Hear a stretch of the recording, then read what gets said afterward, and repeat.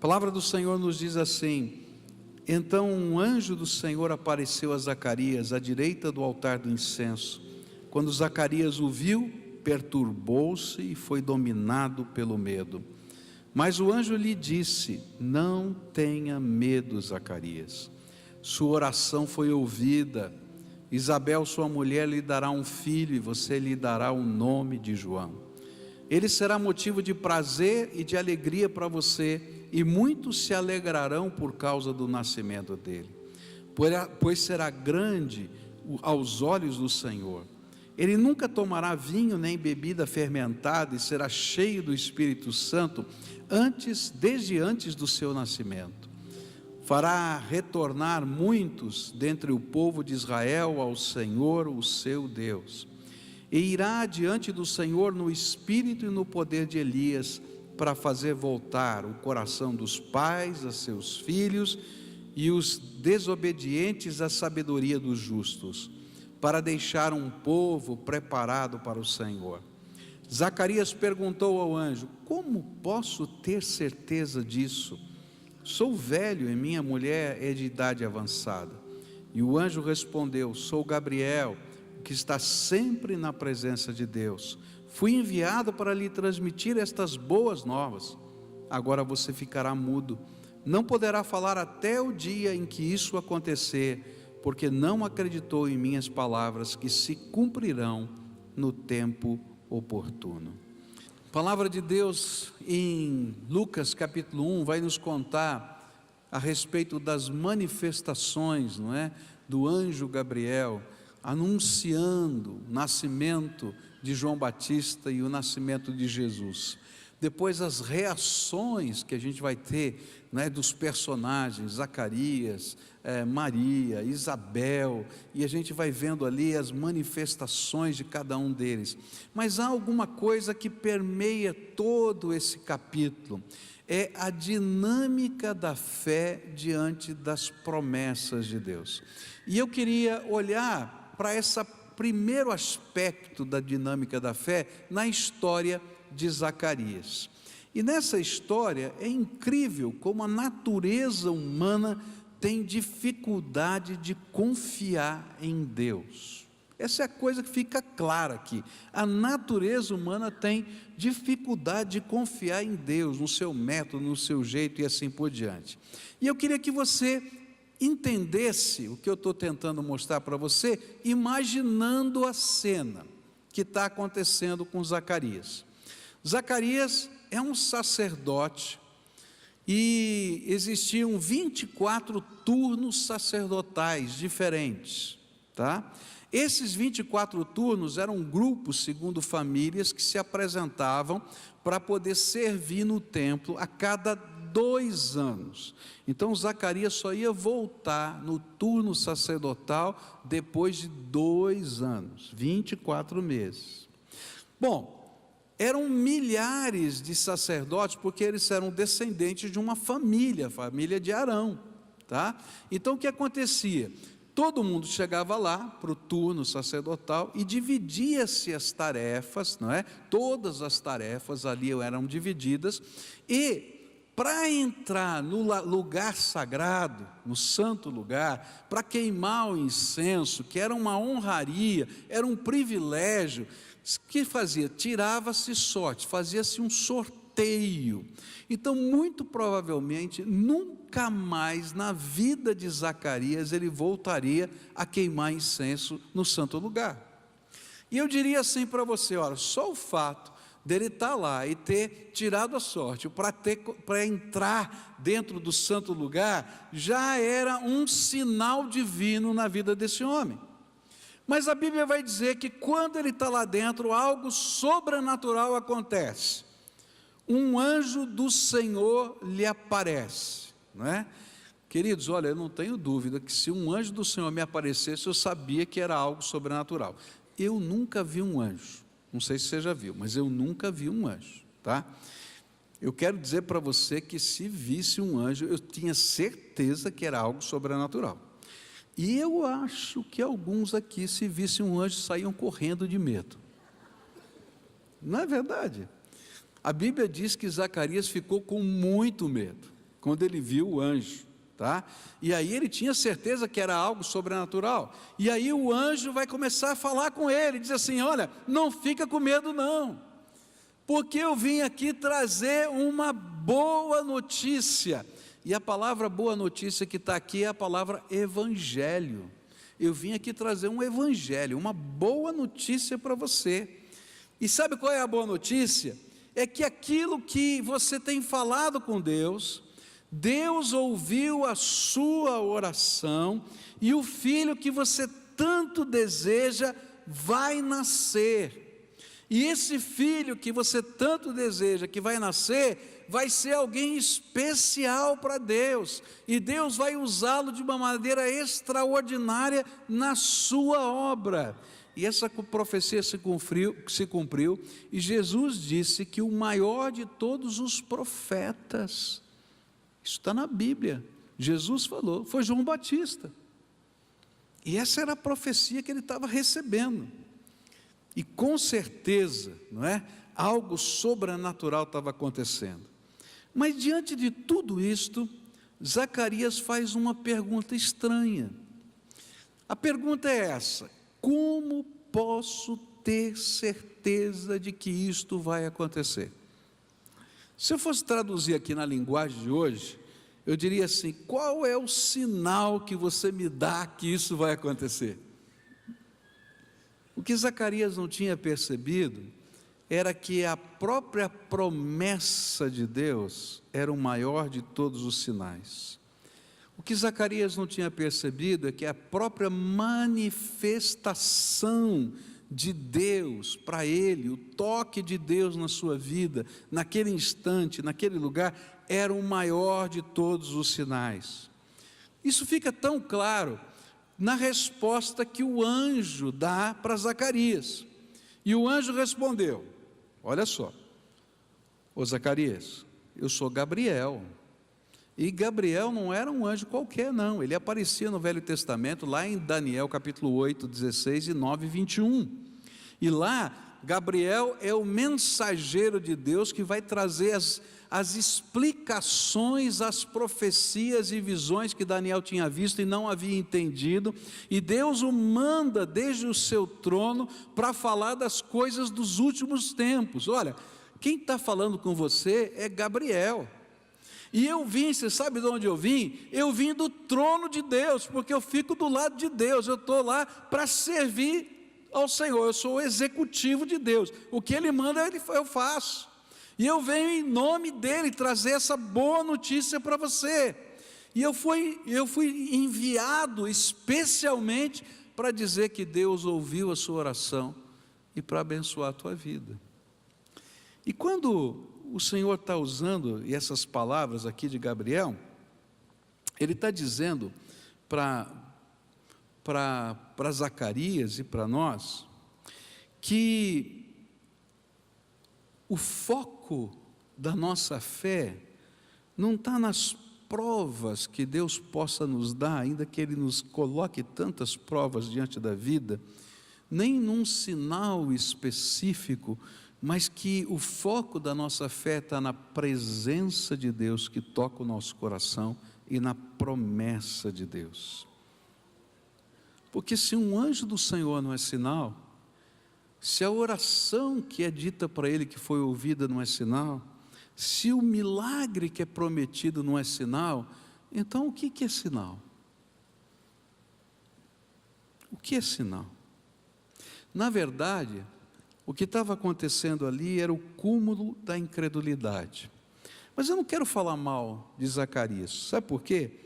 Porque eu fico pensando, por que Zacarias fez aquela pergunta? Eu imagino que Zacarias fez aquela pergunta porque ele não queria se decepcionar. E Senhor, se eu começar a esperar um filho de novo, agora que eu me conformei que eu não vou ter filhos, o Senhor traz de novo essa esperança. E se não der certo esse negócio, eu vou me frustrar tanto.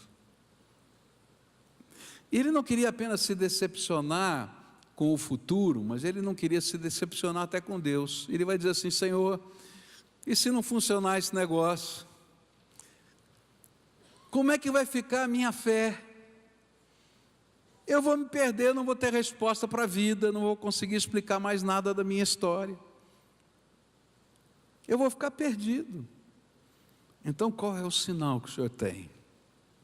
Mas a gente esquece que toda vez que a gente duvida de alguém que a gente ama, e que a gente coloque em xeque o caráter da pessoa que a gente ama, a gente magoa a pessoa amada. Qualquer um pode duvidar de você, mas se a tua esposa duvidar de você, você vai ficar com o coração amargurado. Se o teu marido duvidar de você, você vai ficar com o coração amargurado. E se é injusta essa dúvida, pior ainda. Por isso que a incredulidade machuca o coração de Deus, porque a gente duvida da promessa, do caráter e do poder de Deus. E aí, essa batalha está acontecendo dentro do coração de Zacarias. A grande lição que nós aprendemos aqui é que a fé tem foco na promessa de Deus e na manifestação do Espírito de Deus na nossa vida. Enquanto que a incredulidade faz-nos cegos para as manifestações de Deus na nossa própria vida. Nós cremos porque sentimos o toque de Deus em nós. Essa é a razão por que cremos. Essa é a razão por que confiamos. Esse é o maior de todos os sinais. Ontem eu fui participar de uma festividade muito gostosa, Bodas de Ouro. Bodas de Ouro é uma festividade incrível, né? E aí eu pude estar com a família que eu acompanho há 29 anos. Desde que cheguei aqui eu acompanho essa família. E aí revi todos os filhos, e a gente estava junto, e eu vi uma das filhas desse casal. Hoje ela tem 50 anos de idade, próximo de 50 anos de idade, e eu acompanhei um momento muito difícil na vida dessa moça, que eu me lembrei, né? Foi que no começo do seu casamento, ela teve um câncer de mama, e aí o mundo dessa moça caiu, não é? Câncer de mama, e como é que vai ser o futuro, como é que vai ser questão de filhos, como é que vai ser tanta coisa que está ali, e ela entrou num tratamento muito pesado, muito difícil, e numa noite, no meio desse tratamento, ela fez uma oração, só ela e Deus conheciam essa oração, mas ninguém conhecia essa oração, só ela e Deus. O marido não sabia, o pai não sabia, a mãe não sabia, só ela e Deus. E a oração daquela noite foi assim: Senhor, a única coisa que eu preciso é que o Senhor me dê um abraço. Como eu preciso de um abraço teu, Senhor. Me abraça, Senhor. E ela foi dormir. No outro dia de manhã, lá por volta de 8 horas da manhã, toca a campainha, bem cedo, e ela não tinha nem se levantado, porque ela estava convalescendo ainda. E aí então ela vai atender a porta. 8 da manhã, ela desce lá para atender a porta, e quando ela desce para atender a porta, tem lá uma irmã conhecida aqui da nossa igreja, missionária da nossa igreja, dos batistas, lá no Chile, a Marlene Tiede. E ela disse assim: me desculpa chegar tão cedo na sua casa, mas é que o Senhor me incomodou essa noite inteira para vir aqui logo cedo, só para dizer para você que eu vim aqui te dar o abraço de Deus.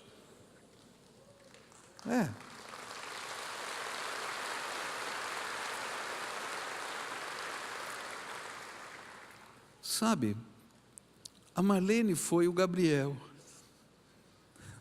na história de Zacarias. O que está por trás é a visitação do Senhor. Nós não cremos nas promessas de Deus porque eu tenho provas irrefutáveis. Eu creio porque o Senhor me visitou e tocou o meu coração. Eu creio porque eu conheço quem é o meu Deus. Eu creio porque Ele deixa as marcas da sua graça na minha vida. E eu creio porque a promessa dEle tem a ver com o seu caráter. Toda vez que eu tiro o foco da promessa e da presença de Deus, eu vou me perder num mundo das dúvidas. Por isso, a dinâmica da fé nos convida a confiar nesse Deus e a entender que as ações e as promessas de Deus são restauração para a nossa vida. É interessante que quando Isabel, ela está adorando a Deus por causa desse milagre que Deus estava fazendo na vida dela, de poder conceber um filho, ela vai dizer as seguintes palavras em Lucas 1, 24 e 25, depois disso Isabel, sua mulher, engravidou e durante 5 meses não saiu de casa, e ela dizia, isto é obra do Senhor, agora Ele orou para mim favoravelmente, para desfazer a minha humilhação perante o povo. Sabe, quando nós confiamos, quando nós temos fé, nós colocamos o foco no Deus que nos visita e nas suas promessas, porque a boa notícia não pode ser tirada do nosso coração, eu trago ela na minha alma. Nesse sentido, a fé é tomar posse do que Deus tem nos prometido, mesmo quando ainda não chegou o tempo da promessa. E é por isso que a Bíblia nos ensina a não endurecer o nosso coração no dia da nossa visitação, porque o maior de todos os sinais é sermos visitados pelo amor de Deus. Quantas vezes o abraço de Deus vem ao nosso encontro e nós não nos focamos na promessa, mas estamos a pedir mais provas do seu amor. Mas será, Senhor? E é interessante porque quando a Bíblia fala a respeito dessa atitude de ficar pedindo provas, mesmo quando os sinais de Deus já estão acontecendo, a palavra de Deus chama de incredulidade. E tem 2 maneiras de Deus lidar com a incredulidade, tá? A primeira delas é uma maneira tremendamente amorosa, é quando Ele tenta quebrantar o nosso coração.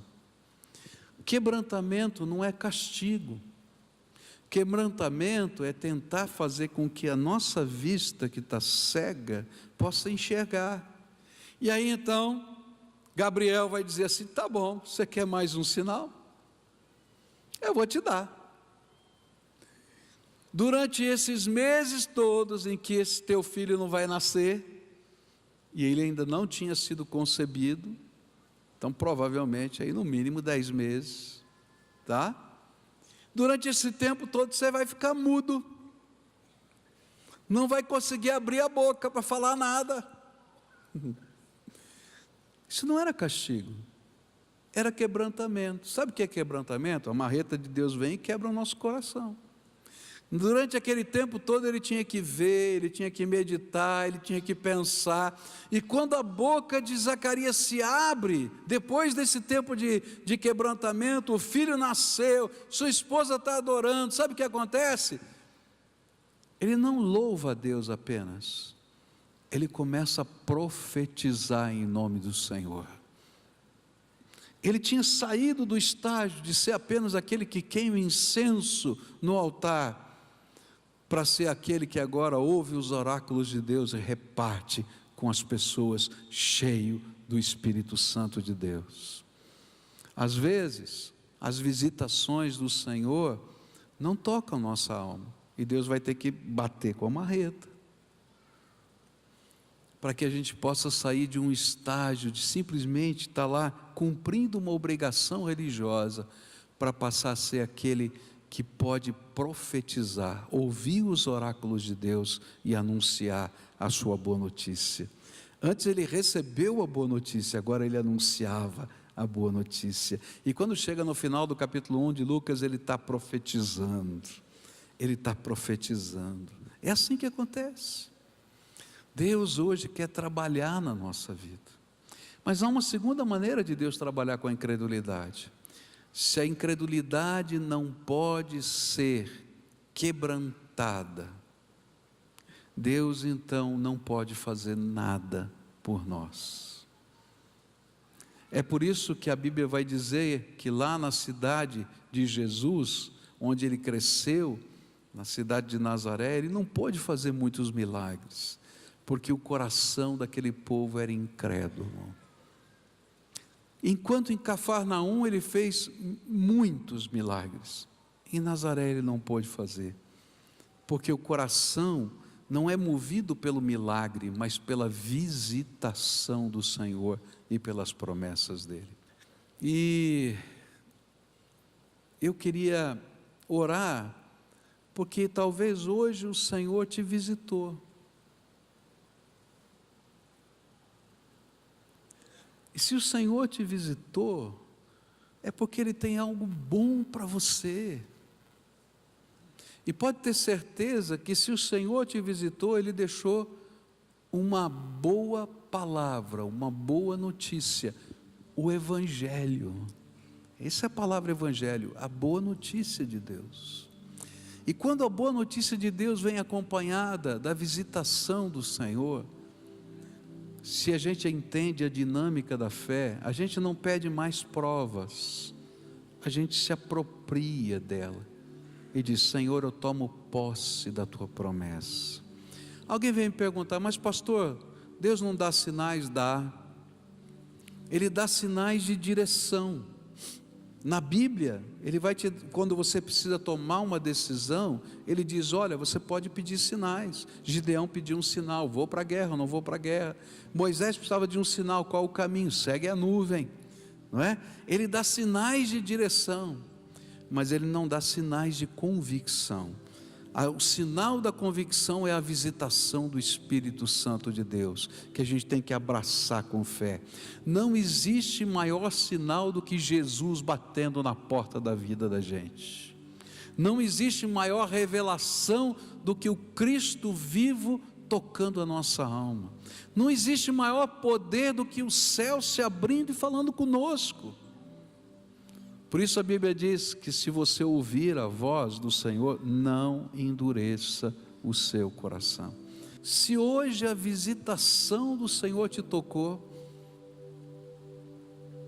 então hoje você vai colocar o seu foco na promessa de Deus e no caráter daquele que te tocou, o Deus vivo e todo-poderoso, e vai confiar nele. E vai dar passos de fé. Essa é a dinâmica do andar com Deus. E eu vou te convidar para vir aqui à frente para a gente orar junto. E alguém me perguntou: mas pastor, por que o senhor faz apelo todo culto? Não é? Era um outro pastor, ele não tinha costume de fazer apelo. E eu disse assim: porque Deus é digno de uma resposta. Você já falou com alguém e essa pessoa não te deu resposta nenhuma? Não é? Você está falando, ela não abre a boca para dizer o que está. Ou coisa chata, fala a verdade, né? Ou a pessoa é chata, ou a gente acha que é presunçoso, não é verdade? Quando Deus fala ao nosso coração, Ele é digno de receber uma resposta. Eu não sei o que é que o Senhor te anunciou hoje aqui, mas Ele é digno de uma resposta. E eu quero convidar você a dizer: Senhor, eu creio. E a prova que eu preciso é o Senhor ter falado comigo nessa manhã, é ter me visitado. Talvez Ele nunca tenha mandado um anjo na tua casa. Talvez nunca ninguém bateu na porta da tua casa às 8 da manhã para dizer: olha, estou vindo aqui trazer o abraço de Deus para você. Mas eu não tenho dúvida que na tua história de vida tem vários momentos em que o Senhor se revelou a você e disse: você é meu filho amado. Não deixa passar esses momentos, toma posse do plano, do propósito, do alvo que Deus tem para a tua vida. Então, se hoje o Espírito Santo de Deus está tocando o teu coração, se você disse: olha, essa mensagem foi para mim, e eu quero dizer para você que quando Deus fala conosco, a gente tem certeza que a mensagem foi para a gente. A gente pode ter uma multidão do lado da gente, mas a gente vai dizer: olha, eu sei que foi para mim. E eu vou dizer para você que o pregador também, porque o primeiro a ter que atender o apelo de Deus é o pregador.